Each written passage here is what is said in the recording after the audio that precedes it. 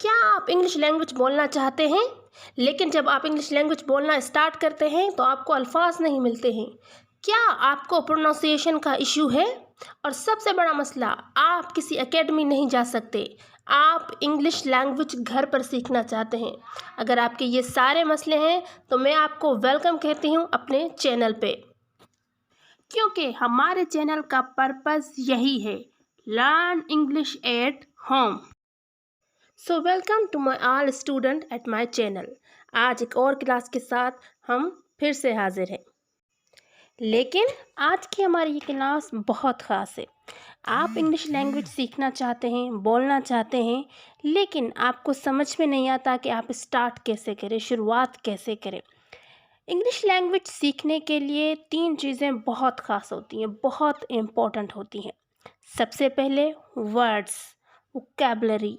आपके पास जितनी वोकैबलरी होगी, आपके पास जितने अल्फाज होंगे किसी भी लैंग्वेज के, किसी भी ज़ुबान के, आप उतनी ही आसानी के साथ उस ज़ुबान को बोल सकते हैं। तो इंग्लिश लैंग्वेज सीखने के लिए सबसे पहले आपको बहुत सारी वोकैबलरी चाहिए।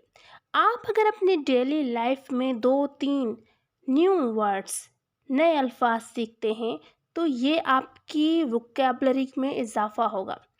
और सबसे बड़ी बात, सिर्फ सीखना नहीं है, उनको लिखना भी है और उनको बोलना भी है। आप जो वर्ड्स सीखेंगे उनका इस्तेमाल अपनी डेली लाइफ में करेंगे।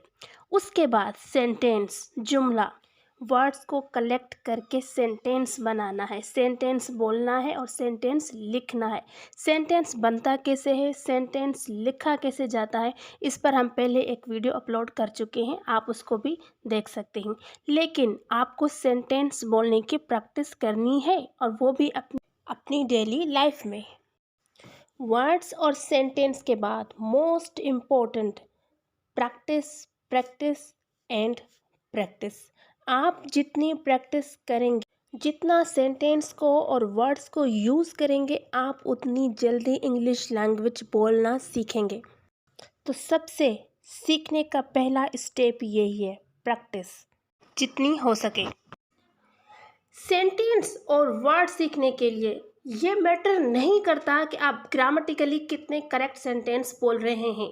सबसे पहले अगर आप लैंग्वेज स्टार्ट कर रहे हैं सीखना, अगर आप इंग्लिश लैंग्वेज बोलना अभी स्टार्ट कर रहे हैं और आप एज अ बिगनर हैं, तो सबसे बड़ा मैटर ये होता है कि आप स्पीक करें, आप बोलें, आप प्रैक्टिस करें। इट डजंट मैटर कि आप कितने करेक्ट सेंटेंस बोल रहे हैं, मैटर ये है कि आप बोल रहे हैं।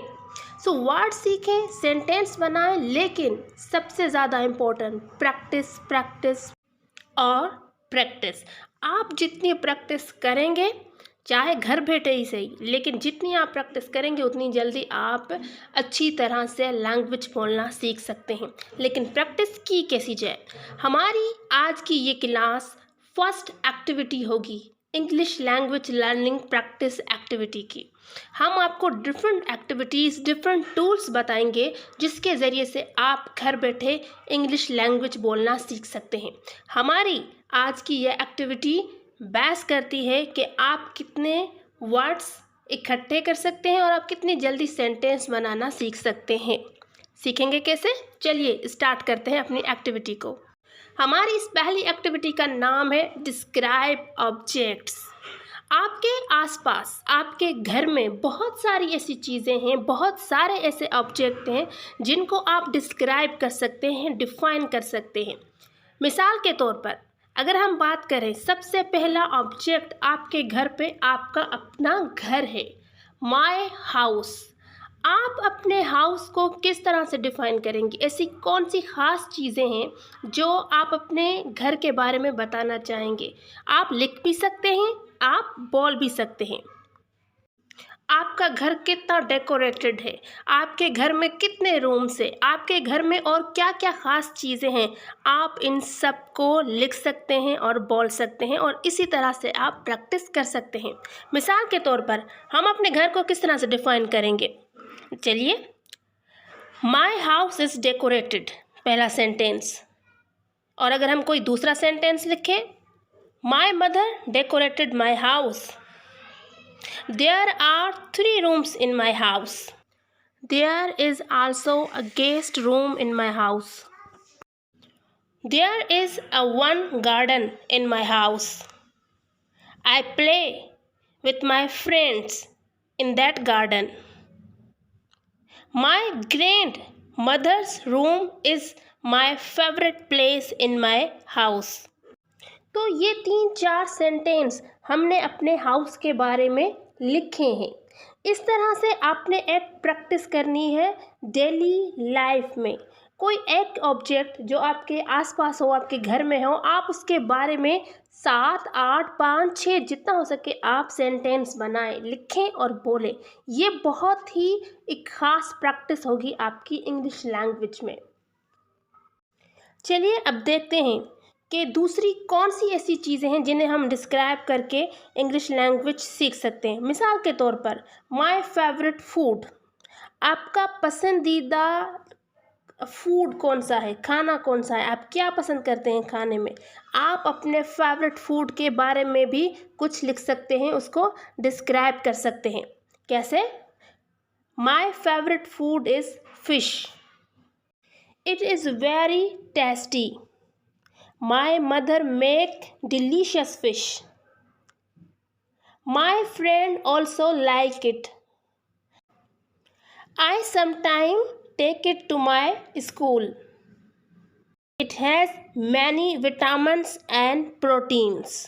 तो ये कुछ सेंटेंस हैं जो हम अपने फूड के बारे में इस तरह से या इसके अलावा भी आप अपने तरीके से किसी तरह भी अपने ऑब्जेक्ट को, अपनी चीज़ को डिफ़ाइन कर सकते हैं, डिस्क्राइब कर सकते हैं, उसके बारे में 4-5 जितना भी हो सके सेंटेंस लिख सकते हैं। ठीक है जी। और अगर आप स्टूडेंट हैं तो आप अपनी रूटीन की जो आपकी चीज़ें हैं, वो चीज़ें जो आप स्कूल में यूज़ करते हैं, आप उनके बारे में भी 4-5 सेंटेंस लिख सकते हैं। मिसाल के तौर पर पेंसिल एक ऐसी चीज़ है जो आप डेली लाइफ में अगर आप स्टूडेंट हैं तो इस्तेमाल करते हैं। आप अपने पेंसिल को किस तरह से डिस्क्राइब करेंगे, किस तरह से डिफ़ाइन करेंगे, आप कैसे बताएंगे कि आपके पेंसिल में क्या क्या खुसूसियात हैं, क्वालिटीज़ है। मिसाल के तौर पर I use my pencil for writing, it helps me to draw anything. My pencil is made of wood. I use my pencil mostly to write answers on a test. My pencil gives me a chance to remove and rewrite. इस तरह से आप अपनी pencil या अपनी pen के बारे में कुछ लिख सकते हैं। मतलब ये है कि आपको जस्ट कुछ सेंटेंस किसी ना किसी ऑब्जेक्ट पे अपनी डेली लाइफ में लिखना है और बोलना है। याद रखिएगा, ये मैटर नहीं करता कि आप ग्रामेटिकली कितने करेक्ट सेंटेंस लिख रहे हैं या बोल रहे हैं, लेकिन you have to make a practice. आपको एक प्रैक्टिस बनानी लिखने की और बोलने की। और कौन कौन से ऐसे ख़ास ऑब्जेक्ट्स हैं, ख़ास चीज़ें हैं जिनके बारे में आप लिख सकते हैं और बोल सकते हैं। चलिए, अगर आप घर पर हैं तो आप अपने हाउस के बारे में लिख सकते हैं, लेकिन अगर आप स्टूडेंट हैं, स्कूल जाते हैं, तो आप अपने स्कूल के बारे में भी तो लिख सकते हैं। बहुत सारी ऐसी ख़ास बातें हैं जो आप अपने स्कूल्स के बारे में बता सकते हैं। कैसे? School is a place where our education start. या फिर आप ऐसे भी कह सकते हैं कि school is an institution where our education start. We go to school to learn something new. In my school every student is a hard worker. School is place where we learn what is right and what is wrong. तो ये तो मैंने 3-4 sentence लिखे हैं। आप इससे ज़्यादा भी सेंटेंस लिख सकते हैं और वो ख़ास बातें जो आपके स्कूल में हैं आप बता सकते हैं। मैंने कुछ एग्जांपल्स दिए हैं कि आप किस तरह से अपने आसपास जो चीज़ें हैं उनको डिस्क्राइब करके, उनके बारे में बताकर, उनकी क्वालिटीज़ बताकर इंग्लिश लैंग्वेज बोलना स्टार्ट कर सकते हैं। मैंने आपको एक आइडिया दिया है, एक एक्टिविटी बताई है, इस पर अमल करना आपका काम है।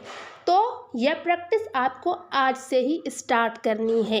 और मैं उम्मीद करती हूँ कि आप आज से ये प्रैक्टिस स्टार्ट करेंगे।